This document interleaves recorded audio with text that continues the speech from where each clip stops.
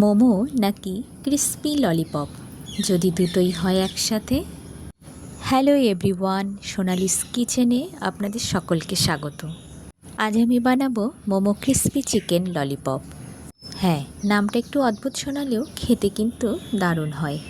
সবার প্রথমে আমি ময়দাটাকে ময়াম দিয়ে মোমো শিটগুলোকে বানিয়ে নেব। তারপর মোমো শিটগুলোতে চিকেনের পুরগুলো দিয়ে দিব। আমি চিকেনের পুরগুলোর জন্য এখানে চিকেন কিমাটাকে একটু ভেজে নিয়েছি। দিয়েছি কুচনো কাঁচা পেঁয়াজ, আদা রসুনের পেস্ট, সয়া সস, একটু গোলমরিচের গুঁড়ো। এবারে চিকেনের পুরগুলোকে আমি একে একে মোমো শিটে দিয়ে দেব। এখানে চিকেনের কিমাগুলোকে ফ্রাই করে নিয়েছি, এতে চিকেনের কিমার টেস্টটা একটু ভালো হবে। এবারে গোল করে মোমোর শেপ নিয়ে একটা পুটলির মতো গড়ে নেব। আর ওপর থেকে একটা লম্বা স্টিকের মতো রাখবো, যাতে আকৃতিটা ললিপপের মতো দেখায়। এইভাবে একে একে আমি প্রত্যেকটা ললিপপের শেপ দিয়ে দেব। দেখুন, দেখতে কিন্তু বেশ ললিপপের মতোই হয়েছে। এবারে একটি পাত্রে আমি জল বসিয়ে মোমো যেভাবে স্টিম করা হয় ঠিক একে একে মোমোগুলোকে স্টিম করে নেব। এরপর আমি মোমোটাকে ফ্রাই করার জন্য একটি ব্যাটার বানিয়ে নেব। এর জন্য আমি 2 চামচের মতো কর্নফ্লাওয়ার, সামান্য একটু নুন আর একটু জল দিয়ে নিয়েছি। ব্যাস, এবার ব্যাটারটাকে বানিয়ে নেব। কর্নফ্লাওয়ারের ব্যাটারে ডুবিয়ে মোমোটাকে ভেজে নিলে মোমোটা কিন্তু বেশ ক্রিস্পি হবে।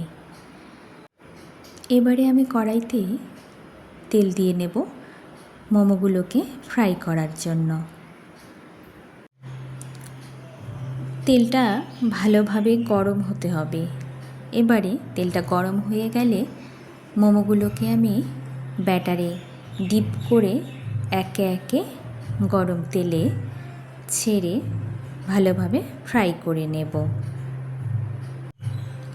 মোমোগুলো বেশ ভালোভাবে উল্টে পাল্টে ভেজে আমি একটি পাত্রে নামিয়ে নেব। বেশ ক্রিস্পিভাবে ফ্রাই করা হয়ে গেলে আমি মোমোগুলোকে ডিপ করার জন্য একটি সস বানিয়ে নেব। এই সসটা কিন্তু বলতে গেলে গেম চেঞ্জারের মতো কাজ করবে। সস বানানোর জন্য আমি শেজওয়ান চাটনি, ভিনিগার আর টমেটো কেচাপ আর সামান্য একটু জল ব্যবহার করেছি।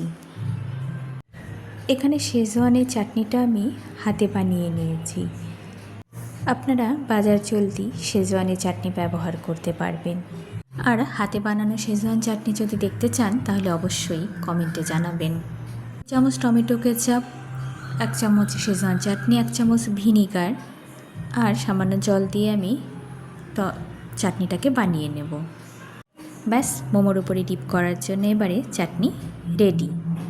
ওপর থেকে চাটনিগুলো ঢেলে গরম গরম পরিবেশন করুন।